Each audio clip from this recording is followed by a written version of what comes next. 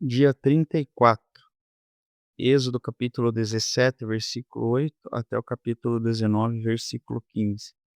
Então vieram os amalequitas e atacaram Israel em Refidim.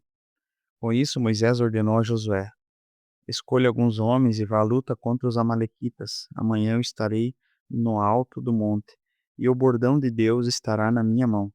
Josué fez como Moisés lhe havia ordenado e lutou contra os amalequitas. Porém Moisés e Arão e Hur subiram para o alto do monte. Quando Moisés levantava sua mão, Israel vencia. Quando, porém, ele abaixava sua mão, os amalequitas venciam. Quando as mãos de Moisés ficaram pesadas, pegaram uma pedra e puseram por debaixo das mãos dele, para que Moisés se sentasse. Arão e Hur se sustentaram então as mãos de Moisés, um segurando de um lado e outro segurando do outro. Assim as mãos dele ficaram firmes até o pôr do sol. E Josué destruiu os amalequitas ao seu fio de espada. Então o Senhor disse a Moisés: escreva isso para a memória num livro e repita a Josué, porque eu vou apagar totalmente a memória dos amalequitas da face da terra. E Moisés edificou um altar e lhe deu o nome ao Senhor de O Senhor é minha bandeira. E porque o Senhor jurou, haverá guerra do Senhor contra os amalequitas de geração em geração. Jetro, sacerdote de Midian, sogro de Moisés, ouviu todas as coisas que Deus tinha feito por Moisés e por Israel, seu povo. Ouviu como o Senhor havia tirado Israel do Egito. Jetro, sogro de Moisés, foi até ele, levando consigo Zípora, mulher de Moisés, depois que esse a havia enviado até ele, juntamente com os 2 filhos dela. Um dos filhos se chamava Gerson, pois Moisés havia dito: fui peregrino em terra estranha. O outro se chamava Eliezer, pois Moisés havia dito: o Deus de meu pai foi a minha ajuda e me livrou da espada de Faraó. Jetro, sogro de Moisés, juntamente com os filhos e a mulher deste, veio a Moisés no deserto onde estava acampado, junto ao monte de Deus.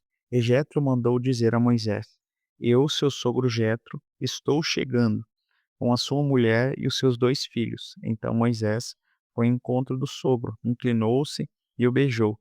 Indagado pelo bem-estar um do outro, entraram na tenda. Moisés contou ao seu sogro tudo o que o Senhor havia feito a Faraó e aos seus egípcios por amor de Israel, e todas as aflições que enfrentaram no Egito e como o Senhor havia os livrado.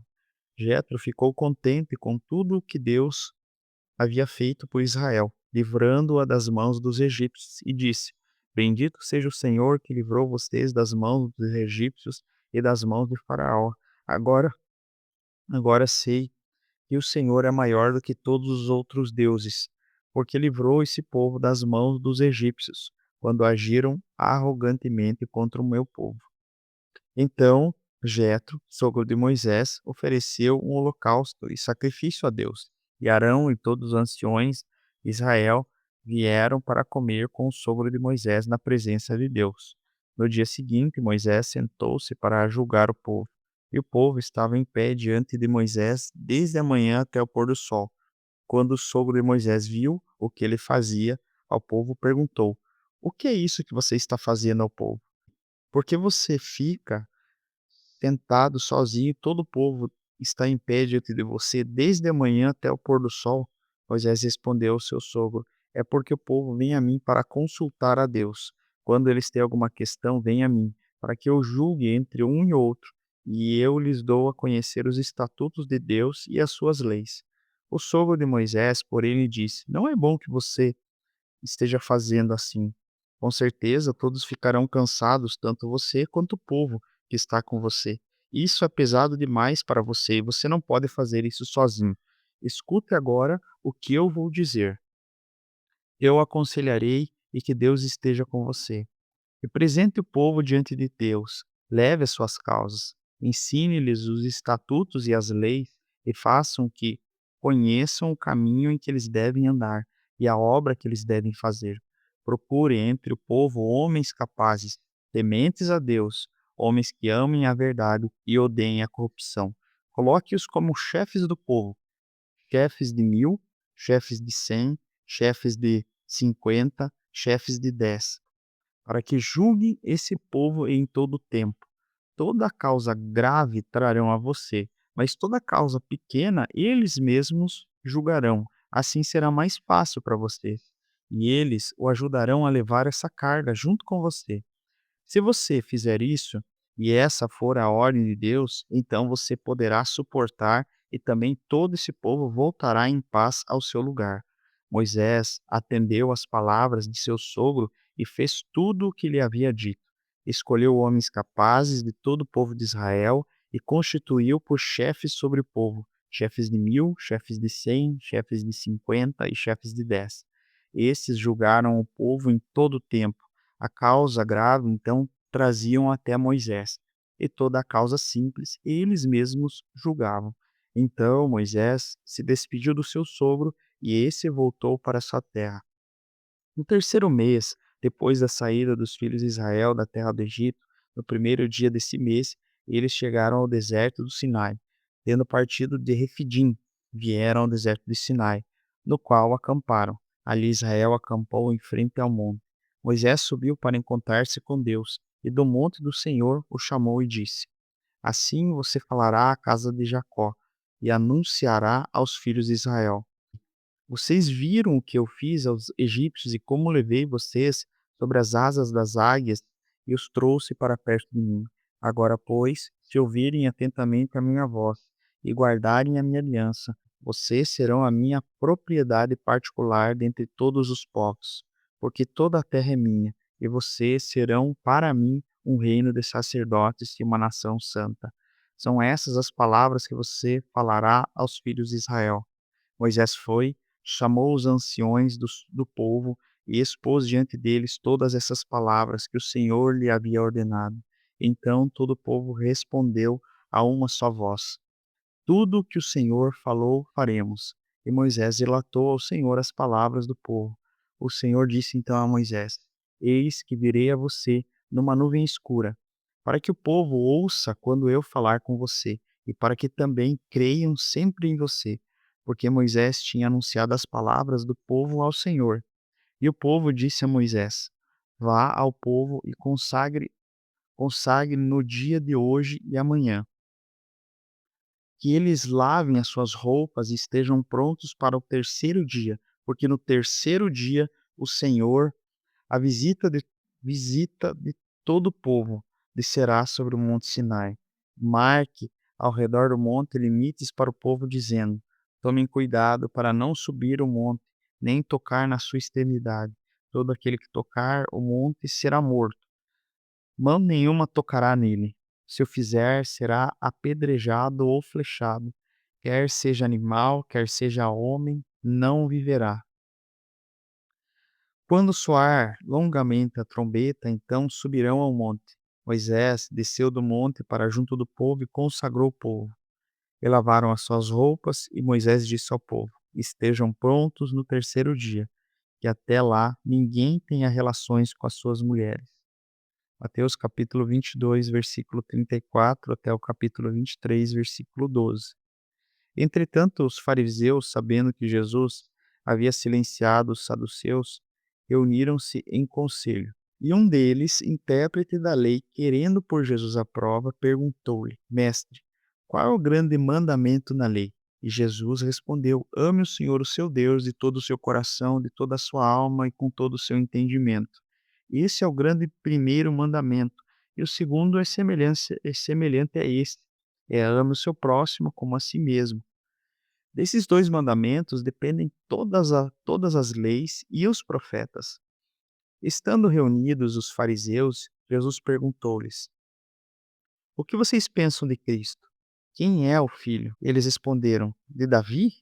Jesus perguntou: Então, como é que Davi, pelo Espírito, chama o Cristo de Senhor, dizendo: Disse o Senhor ao meu Senhor: Senta-se à minha direita, até que eu ponha os seus inimigos debaixo dos seus pés.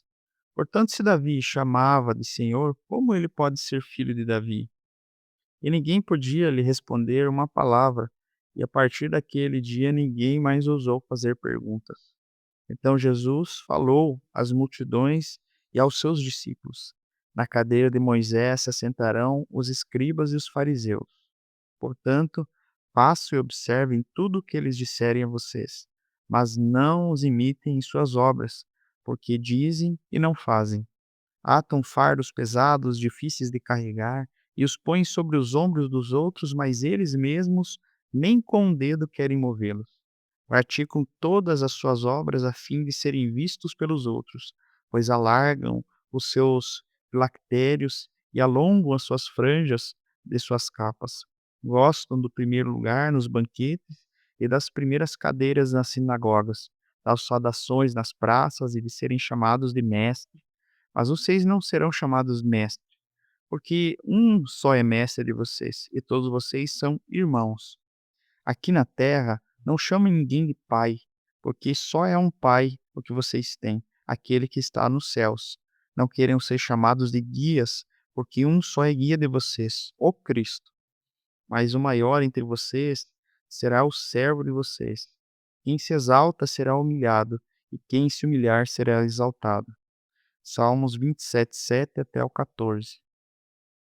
Ouve, Senhor, a minha voz, e eu clamo. Tem compaixão de mim e responde-me. Ao meu coração me ocorre. Busquem a minha presença. Buscarei, pois, Senhor, a tua presença. Não me esconda, Senhor, a tua face, e não rejeites com a sua ira o seu servo. Tu és o meu auxílio. Não me deixes, nem me abandones, Deus da minha salvação. Porque se o meu pai e a minha mãe me abandonarem, o Senhor sempre me acolherá. Ensina-me, Senhor, o teu caminho e guia-me pelas veredas planas, por causa dos meus inimigos. Não me entregues à vontade dos meus adversários, pois contra mim se levantam falsas testemunhas e os que só respiram a crueldade. Eu creio que verei a bondade do Senhor na terra dos viventes. Espere no Senhor, anime-se, fortifique-se o seu coração. Espere, pois, no Senhor. Provérbios capítulo 6, do 27 ao 35. Poderá alguém carregar fogo no colo, sem que as suas roupas se incendeiem? Ou andará alguém sobre as brasas, sem que os seus pés se queimem? Assim será os que se aproximam da mulher do seu próximo. Não ficará sem castigo todo aquele que tocar nela. Não se despreza o ladrão quando faminto rouba para matar a sua fome, pois este, ao ser apanhado, pagará 7 vezes tanto. Entregará todos os bens de sua casa. Quem comete adultério não tem juízo, só mesmo quem quer arruinar-se é que pratica tal coisa. Achará açoites e desonra, e a sua vergonha nunca passará, porque o ciúme desperta o furor do marido, e ele não terá compaixão no dia da vingança. Não se contentará com o resgate, nem aceitará presentes, ainda que sejam muitos. Não esqueça de compartilhar e vamos terminar a leitura da Bíblia em 365 dias.